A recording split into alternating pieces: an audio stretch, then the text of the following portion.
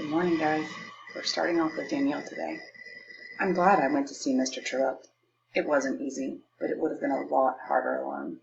I don't know how Lexi did it, but I'm glad she was there, because now we're friends again. I don't think she'll be mean anymore. I think Mr. Terupt helped her. Right from his coma, he helped the four of us make wrongs right. I didn't know about Jessica's father. She seemed so perfect. I thought her family was too. I used to think Lexi was so lucky as well. Maybe I'm the lucky one, even with this extra meat on my bones.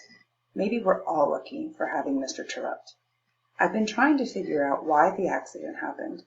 Every night I pray and ask for help making sense of the tragedy. Mr. Terupt helped Lexi and us, and he helped me make it over to Anna's house. I want to go again. Her mom's very nice, and when he picked me up, I noticed that Charlie seemed to like looking at her. I decided not to say anything, though.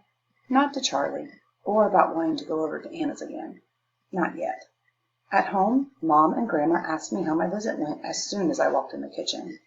Did that woman do or say anything crazy? Grandma wanted to know. Was she okay? Mom asked gently. She seemed fine, Charlie said. He came to my rescue and then walked out of the room. She was friendly, and I liked her, I said. Can we pray together for Mr. Terupt? It's late, and I'm tired. Sure, sweetie, Mom said. I could tell that Grandma didn't like this one bit, but she went along with it. In school the next day, Jeffrey asked a lot of questions about our visit. He had asked Luke questions, too. How many tubes did they have hooked up to him? What was the name of the stuff they were putting into him? Were they giving him blood? What was his heart rate? Jeffrey, stop, I said. We don't know the answers to your questions, and you're upsetting me. Sorry, he said. You should just go yourself. I saw him exchange a look with Jessica. I got the feeling that there was something I didn't know. Sorry, he said again. Then he walked away. Dear God, it's Danielle. Things down here are getting harder. I'm doing my best, but it's not that easy. Thanks for returning Alexia, a brand new Lexi. I'm very grateful for that. But I'm about to ask for more. It's Mr. Terupt. He really needs you. He looked terrible when I saw him. There are so many of us down here that I want him back so badly. He's the best teacher any of us have ever had, and I just know he's got lots of good left to do here. Comfort him if he hurts, and please heal him. There's Jeffrey, too. I saw the look he gave Jessica. Something is up with him. Please help him. And I'd like to pray for Jessica and Lexi and Anna, all three of them without dads. That's just another reason why we need Mr. Terupt back. And last of all, I want to pray for me. I'd like to go over to Anna's house again. Maybe you can help me with that?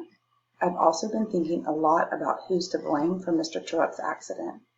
I thought it was Peter, because he threw the snowball. But after seeing Mr. Terupt, I'm wondering if it was me. I'm the one who suggested going outside, and I helped push Peter down. So I don't think I'm completely innocent. Please forgive me. Amen. Luke. I didn't think it would be as difficult going to see Mr. Terupt the second time. I knew what to expect. I was wrong. Seeing Mr. Terupt in that bed again wasn't any easier. I thought he would look better. I thought he was improving. But he looked the same, still just lying there in his bed, surrounded by the same beeps and tubes and monitors and noises from the hall. It was all just the same. I felt the lump in my throat growing. Mom's hand touched my shoulder. She saw it happening too.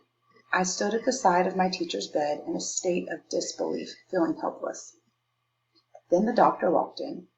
At least I figured he was the doctor. He had salt and pepper hair, a white coat, and a smart face. He nodded to us and then moved toward Mr. Terupt. He checked some numbers and fluids, pulled back Mr. Terupt's eyelids to look at his pupils with his penknife, and then started to leave. Wait, I said. Wait. He stopped and turned around. Are you Mr. Terupt's doctor? I asked. Yes, I'm Dr. Wilkins, one of the physicians. Is Mr. Terupt going to get better? I saw him take a big breath. He looked at my mother first, then at me. I don't know, son. What's wrong with him? He's in a coma, but what's wrong with him? Dr. Wilkins pulled some chairs over for all of us to sit in. He sat across from me. Mr. Terupt did a lot of wrestling while growing up, and even into college, he started to explain. It turns out he had to give it up because he suffered multiple concussions along the way. These concussions have weakened his brain in certain regions. The snowball that was thrown hit one of those weaker regions, the temporal region to be exact, and it cracked his skull. Dr. Wilkins looked very sorry as he said this. I don't know if he expected questions, but I had them. Does that mean Mr. Terupt won't be in a coma if he hadn't suffered the multiple concussions? I asked. I can't say for sure, but probably not. What do you do now? Just wait? Dr. Wilkins took another big breath. I got the sense there was more to the equation. More bad news, or news he was hoping not to share. He glanced at my mother, who nodded, giving him the okay to explain. I didn't want a sugar-coated report. I wanted the facts, and my mom knew that. Mr. Terupt has some bleeding going on behind the crack, and the blood is collecting, in his brain. We hoped it would stop, but it hasn't.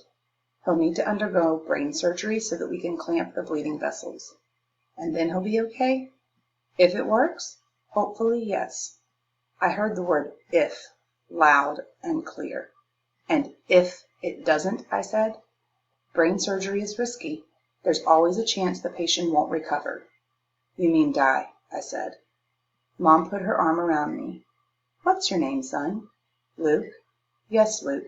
Your teacher could die during or as a result of the surgery, but I'm going to do my very best not to let that happen. I got up and stood by Mr. Terupt's bed. I looked at him.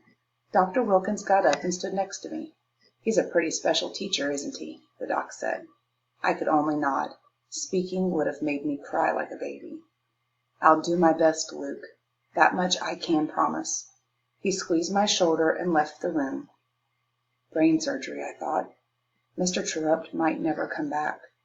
I ran out into the hall. Dr. Wilkins! I yelled. He turned around.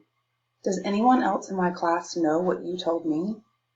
Dr. Wilkins walked back toward me. We didn't know anything about concussions at first, he said, but another teacher, Miss Newberry, was able to provide us with Mr. Terupt's background information. I guess Mr. Terupt had told her about his wrestling days, and it's a good thing, because we have no other contact person for him. I stood there quiet. No other person? There was nobody for Mr. Terupt? But to answer your question, there is another student in your class who knows what I told you, Dr. Wilkins said.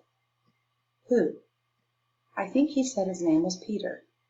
I was silent. Peter? I didn't think Peter had been here.